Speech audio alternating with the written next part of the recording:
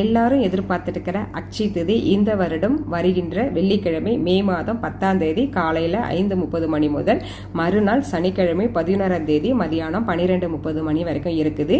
இந்த நேரத்தில் நாம் எப்போ வேணாலும் தங்கம் வெள்ளி வாங்கலாம். ஆனால் அன்னைக்கு ஃபுல் அண்ட் ஃபுல் காலையிலிருந்து இரவு முழுக்க இருக்கிறதுனால வெள்ளிக்கிழமை வாங்குறது ரொம்பவுமே சிறப்பு. இந்த பொருள் நம்ம தங்கம் வெள்ளி வாங்காட்டி போனாலும் அதற்கு நிகரான உப்பு மஞ்சள் வாங்கி நம்ம யூஸ் பண்ணுற பானையில் கொட்டி நிறைச்சி வைக்கிறது இன்னும் கூட சிறப்புன்னு சொல்லலாம்.